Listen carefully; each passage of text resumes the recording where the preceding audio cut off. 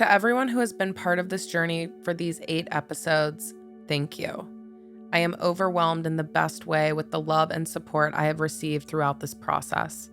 To support this show and my mission to solve my dad's murder, please consider following, rating, and reviewing this podcast wherever you are listening. If you resonate, please share this show with your corner of the world. You can also stay up to date in between episodes on social media. I've started adding research materials and episode transcripts to our website, icecoldcase.com. If you have any tips, you can email them to icecoldcasepodcast@gmail.com. Since the release of this show, family members have reached out directly or made commentary online about my handling of this case. They don't like that I'm dragging people into this story. People who put themselves in this story by being involved or withholding information. So many stories have flooded my inbox about what really happened. Some of those stories align with the police reports and my own theories, but others are not even close. Some of my family, specifically the ones with more information than the rest, have been very vocal that I've missed a lot of details or am completely off track. But their defensiveness is all but confirming my thoughts. I'm getting a lot of pushback and even threats from distant relatives that I've never heard of or met before. My biggest question is, why is my family so upset that I'm trying to solve my dad's murder? This is their brother, uncle, cousin. But I guess that answer directly correlates to why it hasn't already been solved. I think I've surprised a lot of people, including myself, with how far I'm willing to go to find answers. If you're listening to this and you know something, it's time to speak up before I find out on my own.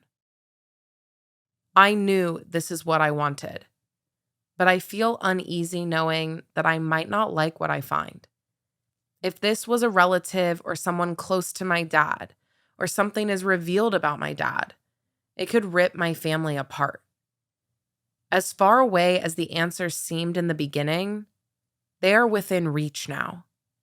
But now that I'm here, it's a little too close for comfort.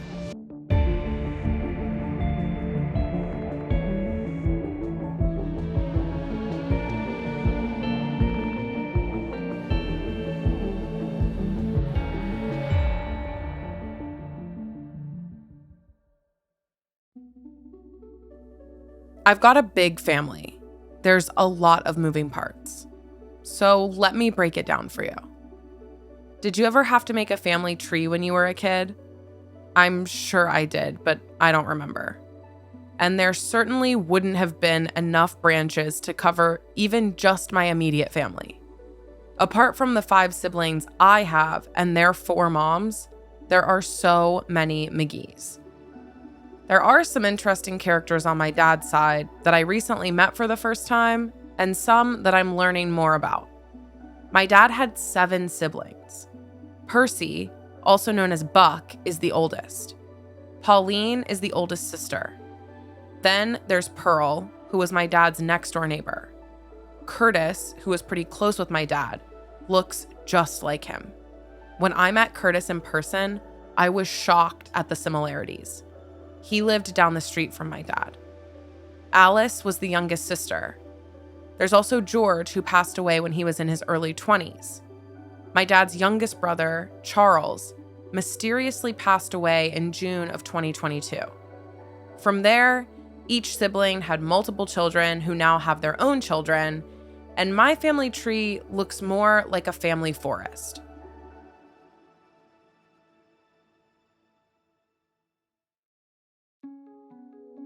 I've heard from several different people that my family was allowed to walk in and out of my dad's house very shortly after the murder.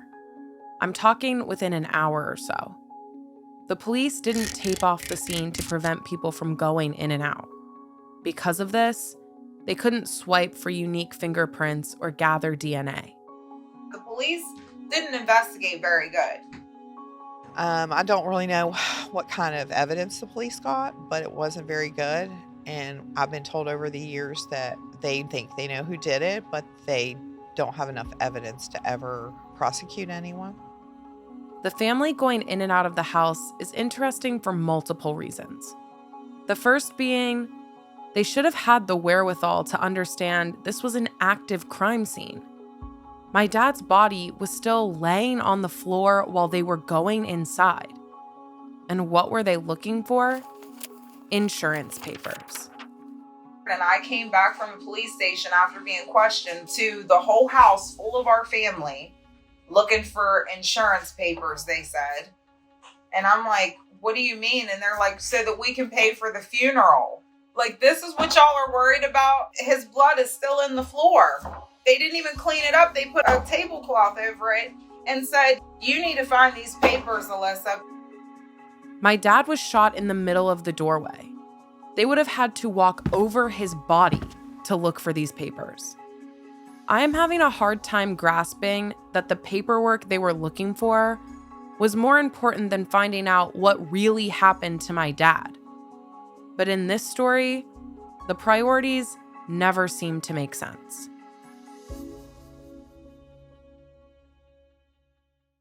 People were trampling around. JC's family was going in the house, taking his stuff. He had gold jewelry, coins, all kinds of stuff, and everything was gone by the next day. The family and people were coming in and out. It was a crime scene. While the family was inside of the house looking for those papers, you might remember a couple of them were rounding up all the guns. At the advice of Detective Nippert, some of the family were taking all of the guns out of the house. There's still no real explanation why this happened or what the motive was.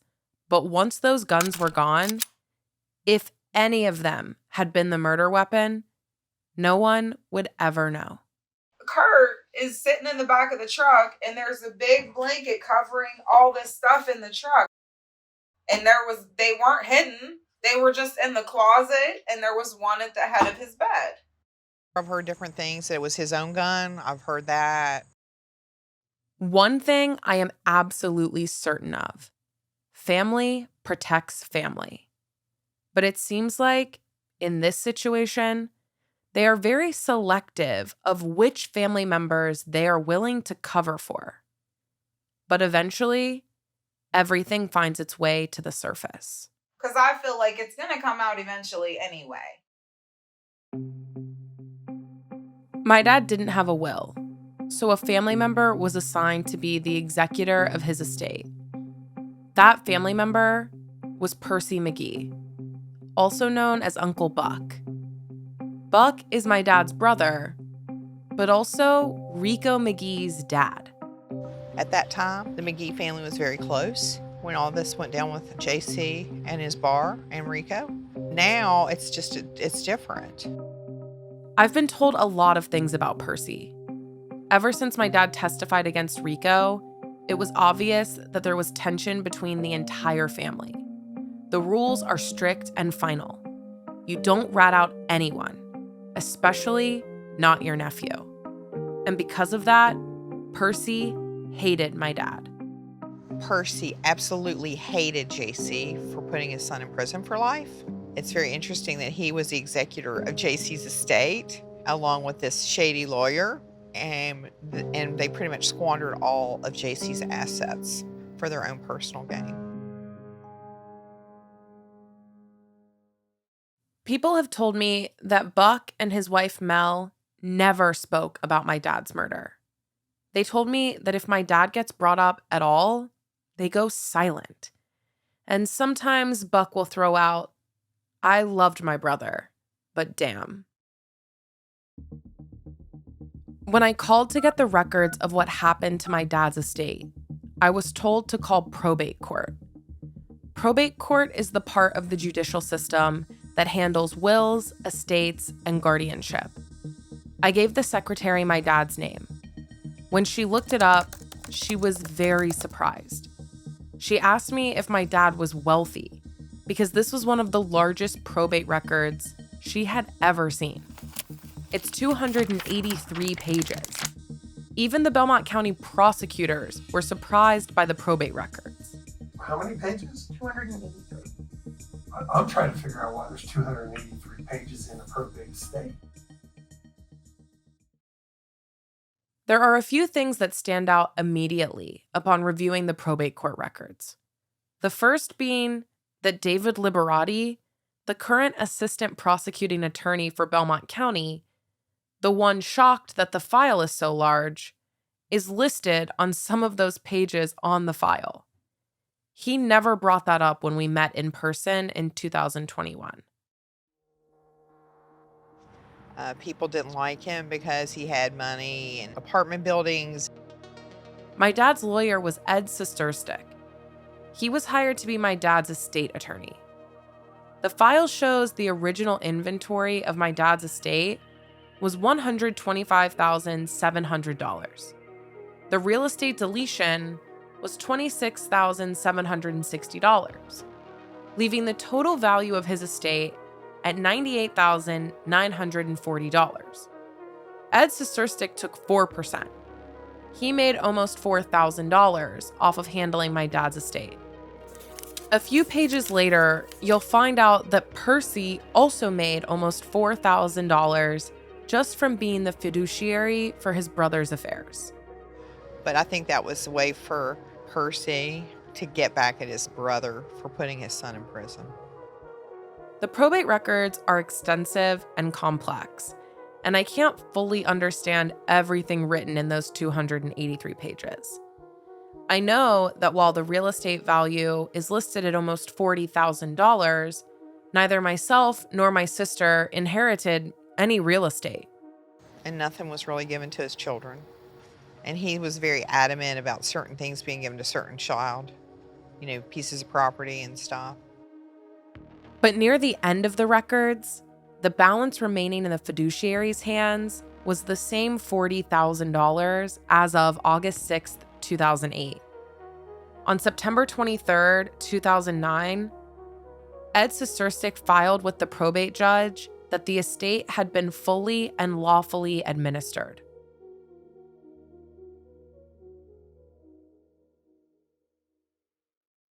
My grandmother was my legal guardian at the time, and I found paperwork where she signed away all of my rights to my dad's estate. I asked her about this decision she made nearly 20 years ago. She wasn't ever fully aware of what she was signing, but thought she was doing the right thing.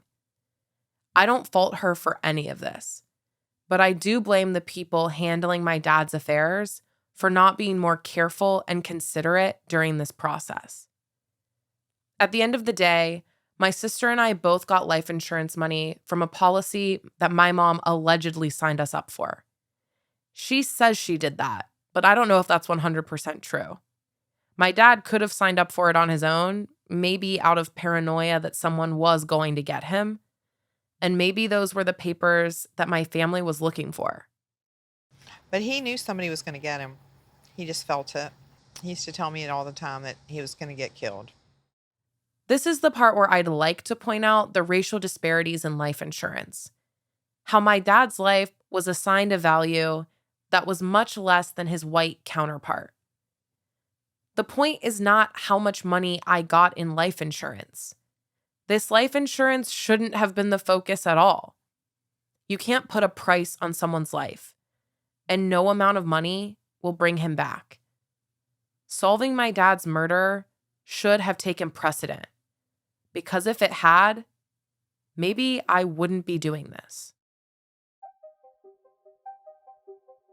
There are a few witnesses I haven't brought up because their information was a carbon copy of someone else's and it didn't seem necessary.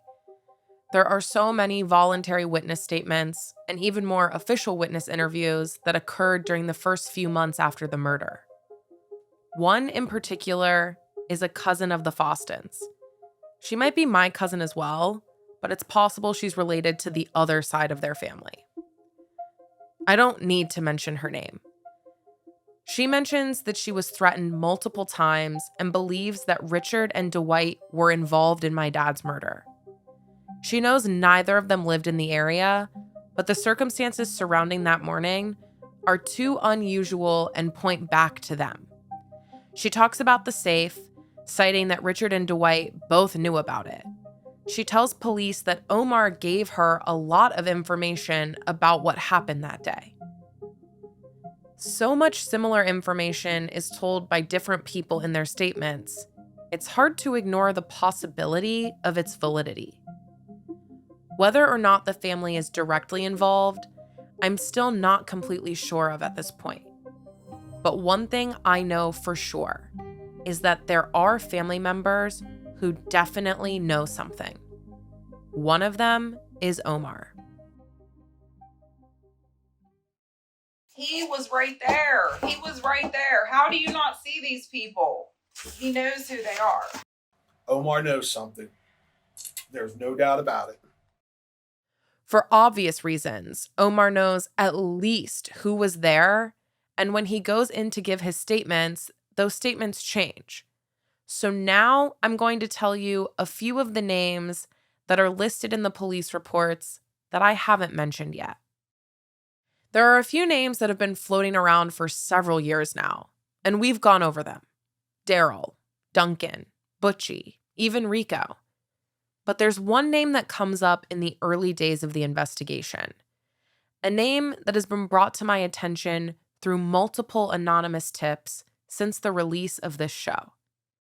I'm a little bit concerned because there's some shady characters involved, and the streets are different than real life. There's no code of ethics out there.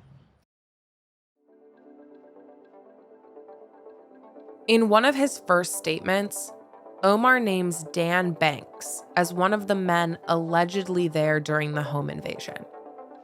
He says Dan was watching them. Well, several years ago, Dan Banks messaged my sister Alyssa, telling her that he was our cousin. But he's not our cousin, at least to our knowledge. At the time, Alyssa had never seen the police report, but knowing what she knows now, those messages are even stranger. Remember the possibility that there was a girl inside the house that night?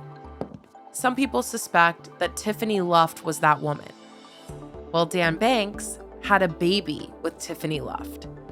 And after the release of episode 6, an anonymous tip came in saying, if Tiffany was there, it was a setup. Danny Banks ran her. I think somebody might have been downstairs, a female, because I did hear stories about there was a girl there.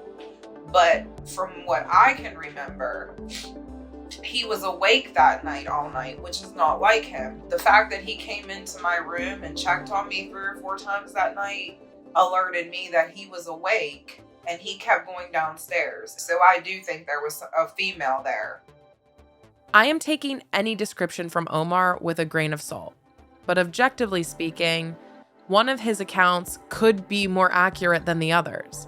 And if he was threatened, maybe his first few accounts are more accurate in some ways than others. He said one of the men had cornrows, and my sources tell me that Dan Banks had cornrows. Another person I hadn't really considered suspicious was my brother, Joel McGee. He was in prison at the time of my dad's murder, so as far as his direct involvement or otherwise, I don't think he has any.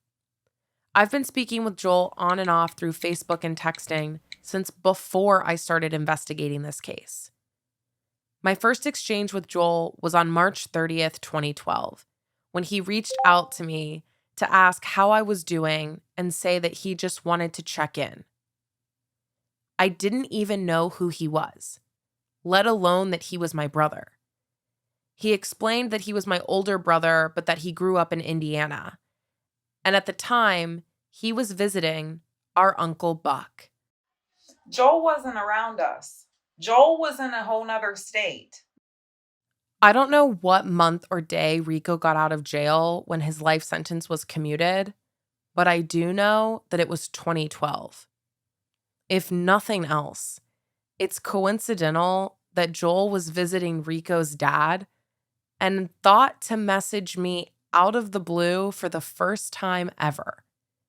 Remember, at this point, not only was Joel a complete stranger to me, but none of these names meant anything. I was still months away from learning that my dad was murdered. By 2015, I not only knew that my dad was murdered, but I had started to do a little bit of digging. This was before I really got into this case, but my natural curiosity would peak from time to time. So on June 17th, 2015, I reached back out to Joel on Facebook. He gave me his number and we started talking. This is when I learned that Joel was in prison at the time of our dad's murder. So at the very least, he didn't pull the trigger. But I was really relying on his knowledge of the landscape and the people to help me find a place to start. We talked on and off a bit, but I wasn't ready to fully take the leap and investigate this case. But then, on May 13th, 2020, we started talking about it again. This time, I was ready. I wanted to know everything. A few weeks later, I would request the police files, so my conversation with Joel looked a lot different than the one 5 years earlier. But at this point, he seemed so helpful. I felt like he really wanted me to find out what happened, not just for me, but also for him. JC is Joel's dad too. After I had gone through all the files, I knew I had more specific questions lined up. Joel and I talked on the phone in the summer of 2022 for a while, several hours. He gave me as much information as he could for someone who really wasn't around at the time. But one thing he said stood out to me. Rico couldn't have done it. He would have told me by now. He went on to tell me that he and Rico were really close growing up. But Alyssa remembers it differently. I never knew that him and Rico were close. There could be more than any of us actually see to the relationship Joel has with Rico. And it's possible that he's protecting his cousin and good friend. There's one other tie that not only connects Joel to Rico, but both of them to Dan Banks. When Dan messaged Alyssa, he made a few odd comments. The first thing he told her was to say what up to Joel and Rico the next time you see them. And immediately after that, he said, know that you've got family everywhere.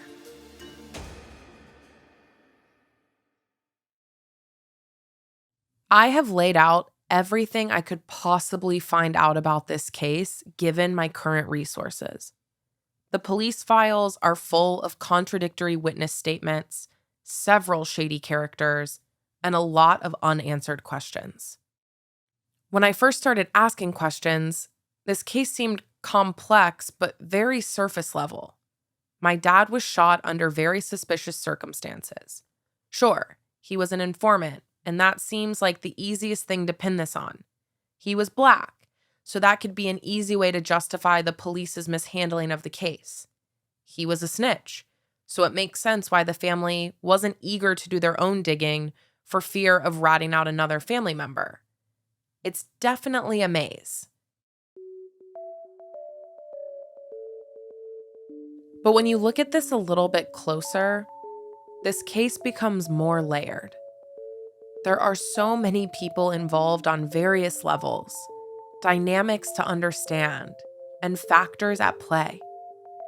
Between having to dissect serious topics from racial injustice, specifically in a small town, to the drug landscape in Appalachia, to the moral conflicts that come with investigating my own dad's murder. This has been a lot to sort through to find the little bits of truth and clarity. But everything I have learned throughout this investigation, I have shared with you. I've kept this show as factual as possible, making it very clear what I have heard from secondhand accounts, what is a common theory, and what is proven through the reports. But as I have been digesting information, I have come to my own conclusions, about what really happened on July 11th, 2002, to my dad, John Cornelius McGee.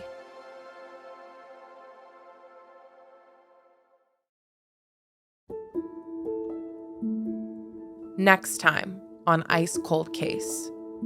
You know, there's a lot of different angles to this because there's a lot of people that did not like JC. Rico probably had more to do with this than Omar. Solving this will not bring JC back, and it could possibly impact other family members. Ice Cold Case is brought to you by Yes. It is written and produced by Madison McGee. Also produced by Jeremy Bembo. Recorded by Danny Sellers. Mixed by Cody Campbell. Our music is by Matt Bettinson, with creative direction by Austin Christensen.